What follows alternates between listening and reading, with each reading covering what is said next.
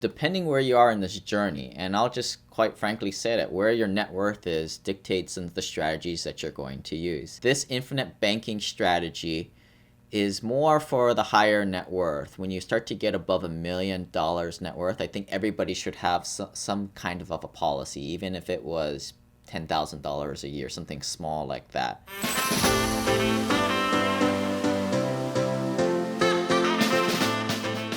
What's up, folks? It's your rich uncle. Today we're going to be talking about infinite banking. What the heck is this thing, right? So you've probably been typing in the word infinite banking into your YouTube feed, and you probably get all these videos of these dudes up in the whiteboard, and they're freaking 30-60 minute long videos. And I'm going to try and break it down really quickly for you guys in plain English without it being all esoteric or a lot of numbers. Now follow me here. What we're doing here is a strategy that a lot of the high net worth and wealthy will do. Now, before we get moving to that direction, now, buyer beware here. What this infinite banking is using is whole life insurance, where you squeeze the insurance portion just enough so you can still qualify for good tax treatment. And there's like a sort of minimum that you can use. Let's just call it 10%. And you overfund this thing with 90% of money. And let's pull it from the insurance salesman's point of view. The way the insurance salesman gets paid is really on that insurance portion.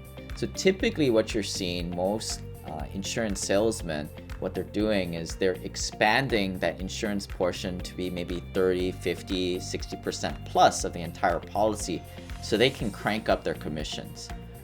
The way it's done right is if you shrink that to the bare minimum, and there's a bare minimum that you can get that good tax treatment from the IRS, because the IRS categorizes this stuff as life insurance at a certain threshold. Before, back in the day, I'm sure you could have gotten like 0.1 or 0.01% life insurance, and it counted in there like, no, you can't do that. So they start to make these rules so that all those hackers like you guys out there don't try and sharpshoot this stuff. But the key is to restrict it at the very least, and then overfund it with your money so you can start to have this reservoir of cash.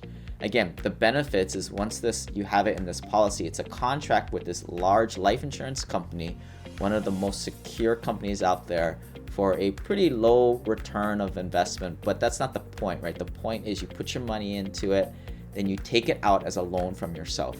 Very similar to a line of credit or a HELOC. You have the equity there. In this case, you have the equity in your life insurance policy, and then you go take it out of there. You take a loan from yourself essentially, and you go invest it in rental properties or deals or crypto or whatever you guys want to do with it. The other benefits is when you have the money in the policy, it has really good asset protection, very similarly to a retirement account. And it's just a good way of moving around liquidity, as most accredited investors and affluent investors out there, which is why this is more for them. They might have 50,000 in the bank. Now they might have 250,000 in the bank. They might go down to 10 grand, right? What this policy does for these people is allows them to kind of self-regulate their liquidity on their own. All right, so a question that comes up a lot is like, sounds good. Sounds like a cool strategy. And, I'm kind of getting up there in terms of net worth. Where do I go? Well, we have a free e-course for you guys. It probably takes most people 2 to 4 hours to go through, but it really kind of digs into a lot of the concepts I talked about and implementation that I went into quick detail in this video. If you guys want access to that, go to SimplePassiveCashflow.com/bank. And a lot of times these days, you can go to any large insurance company to originate these policies, but the key is the broker, the salesperson, is the person ultimately designed the stuff. So we've kind of taken this in-house. We've worked with a handful of people that know how to do it the right way instead of the way that your deadbeat friend trying to sell people on the improperly configured whole life policies. For some of you guys that really kind of geek out on this stuff, and what really turned me on initially when I first heard about this strategy back in 2015 was, what you're doing, you're creating this container of money, and when the money is in there, it's growing at maybe about 4%, right? But like we said, because this is a bit of a tax loophole, you're effectively not paying taxes on this gain. So depending on what tax bracket you're in, it could effectively be a 6% return when you take into account that you're not being taxed on it, and which is not bad. But then, step 2 of this two-step is taking the money out, investing in it. And of course, you're going to invest in something maybe making 10, 20, 30% returns on your money, which is why you do it. But when you're taking money from this policy, you're going to need to pay back a loan to the policy, to the company. And typically those interest rates you'll pay, maybe let's just call it 5%, and there's different ranges on it. But if you're like any other smart business operator, whatever expenses you have should be a business expense on your taxes, and therefore you should be able to write it off. So what I'm implying here is that, I'm not a tax attorney or anything like that. I just use this stuff religiously, and we help people set this up, is maybe you borrow at 5%. But because it's a business expense, you're able to deduct that expense. So effectively, it's kind of like a 4% borrow rate. So if you remember, you're making kind of like that effective after-tax 6%, and you're paying that 4%. There's a little bit of a delta here of 1 to 2%. And it's not amazing, right? But 1 to 2%, this investing thing is all about a game of inches, like football, right? If I can sneak out an extra 1%, I mean, it sounds a little bit like 1% out of 100, small potatoes, right? But when most people out there are investing for 5 to 10%, that 1% means you're probably beating them by 20 to 10% right off the bat, just by doing this little exercise, what we're doing here. So this is not a huge investment strategy, but is an augmenter on what you're already doing. So think of it like a silencer on a gun. Guns, you're investing, but this is kind of the add-on, and where you're trying to just, make it a little bit better, augment a little bit things.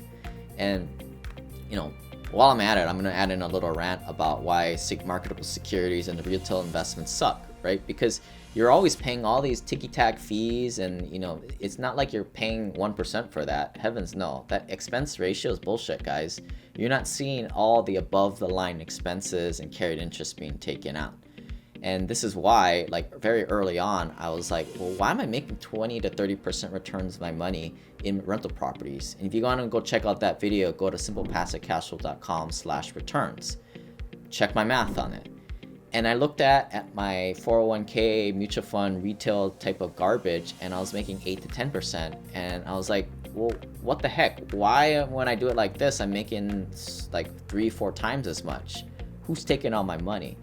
And like I said, when you're playing a game of inches, like football, you can't be giving most of the gains to the house, to Wall Street, to all these big firms. And that's the difference between what we're teaching here on this channel, is getting out of those normal Wall Street type of investments, implementing these little strategies like infinite banking, and investing in real assets that produce cash flow, and ultimately going to get you to financial freedom hell of a lot faster. I mean, maybe even 5 times as fast as the normal conventional stuff. So you're probably like, all right, sounds cool. How the heck is this thing used, right? Why am I doing this? So I'll tell you how I use it personally. So I go into a lot of syndication deals where the minimums are like $50,000, and I am really good with my liquidity. I don't want to have more than $10,000 to $20,000 in my checking account. Having more than that, making 0.01%, is just silly. So what I do is I store the cash value in my life insurance policy, and I kind of call it a container where I keep this liquidity. But the nice thing is when it's in this container of my policy, it's growing tax-free at about 4 or 5%. So, all right, so I have about maybe $100,000, $200,000 of money stored up in my cash value, and I might have another $50,000 in my checking account that I can pull, some money underneath the carpet or in the couches, so that I can go into a deal when it comes up. But what happens if there's another awesome deal that rolls up right behind, right? I have my cash flow I can save, but I can't save for like that next deal that comes up maybe 2 weeks, 3 weeks after that first deal. So what I do is I use the money from my cash value policy to go invest in that deal. And say another deal comes up, right? Deals, it's like rain. Good opportunities come all together, and I can, again, take more money from that cash value policy. And eventually I'll exhaust it at some point. But what this does is allows a good amount of buffer for me. And then say I've kind of went into a few deals, exhausted most of what I have in my cash value policy. I make money, right? And a lot of you guys have jobs. So you'll start to replenish that supply over the coming months.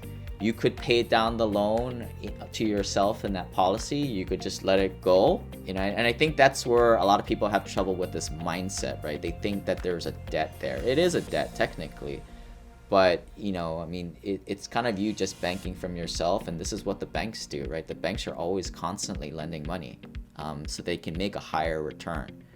So, I've done this several times where, maybe after 6-7 months, I've kind of paid that money back and I'm kind of locked and loaded, ready to go. It's like you got a lot of guns and you got loading up a bunch of ammunition magazines and you're ready to go fight. But in this case, it's, investing, which I think is kind of cool. So a lot of you guys listen to this channel, you guys watch a lot of videos, and this is what really confuse you guys, because depending where you are in this journey, and I'll just quite frankly say that where your net worth is dictates the strategies that you're going to use. This infinite banking strategy is more for the higher net worth. When you start to get above $1 million net worth, I think everybody should have some kind of a policy, even if it was $10,000 a year, something small like that. Some of the bigger clients are putting in $250,000, $500,000 every single year into these types of policies. But if you're under $1 million net worth, in my opinion, you need to take every single ounce of liquidity you have and put it into that first rental property. Check out this other video on the minimum effective dose of investing, right? And this is the kind of the groundwork to, if you have got $30,000, you buy your first rental property. But this is where I think you got to buyer beware, right? A lot of people out there are, first off, selling you garbage life insurance policy. When I talk about garbage policies, it's again, they crank up that life insurance component to maybe 30-50% plus, so they can crank up their own commissions. And that's not what you're doing these policies for. And I've kind of gotten really upset with some of these supposed life insurance experts, and they're just doing it wrong, and they give this stuff a bad name. Dave Ramsey, you guys know I'm not a huge fan of him. I think he's a great guy, and I think he's trying to help out a lot of people, but he really kind of focuses in on helping out the lower net worth broke guys who are in credit card debt and don't make that much money, right? Very different from the folks that listen to this channel. But his thing, and he's kind of brainwashed a lot of higher net worth people into thinking this way too, is whole life insurance, don't do it. It's a scam. Just don't do whole life. Instead, do term life insurance and invest the rest. Now, for lower net worth people, I think that this is exactly right, and especially because those lower net worth people will only have access to the people who originate these kind of crummy designed whole life policies. Again, the way the high net worth do it is they work with people who crank down those commissions, crank down that life insurance component so they can maximize that container size of this policy so you can overfund it with your cash. Very counterintuitive than what life insurance people want to do for you, because the life insurance guys are trying to maximize that life insurance component and then also maximize possibly your interest rate that you're making in this policy. What we try and do, we try and minimize that so that we can overfund it, because the way these policies work when you're configuring it is there's kind of 3 different levers here. The first is the amount of life insurance. The next is how much you can overfund it. The next is how much interest rate you're getting. So most insurance agents would be like, well, don't you want to get the most interest rate? You're an investor, aren't you? Right? You're a rich uncle. You're supposed to be getting yields and returns. Where I'm like, no, my friend, it's more, I want to decrease that so I can increase the amount of liquidity. Because that liquidity or that container size in my policy, what I'm going to go do is go take that and make 10, 20, 30% with my money. I don't care if I make 4% in my life insurance policy as opposed to 6%. Whoop-de-doo on that. I don't care. Long story short, most life insurance don't have a clue how to really configure this stuff right the way that we do it for the higher net worth people. And another thing to be on the lookout for, especially when you're a lower net worth guy, you typically hang out with lower net worth people, and it's kind of like a shark and a really misleading industry, so this is how it typically works. That friend from college or high school that was kind of, not the smartest person, but he could, have some kind of gift of jab. So what a lot of these companies, these life insurance companies will do is they'll recruit guys like that to go and sell crappy life insurance policies to their friends and family. So, what'll happen is like, hey man, I haven't seen you in a while. why don't you meet up for lunch? It's been 8 years, or it's been 2 years after we graduated, and you come down there, they have rapport with you, and they sell you one of these crappy whole life insurance policies, and it just will be heavy commission, and they'll get you something that it'll be a small policy too. Whatever they're doing, they're just trying to get you to sign up for something, and these are kind of the bottom feeders of the life insurance industry. They're not configured right, and quite frankly, you should take whatever liquidity you have and not put it into any life insurance policy and put it to investments. So if there's one thing you take from this video, hopefully you've kind of learned a little bit what infinite banking is.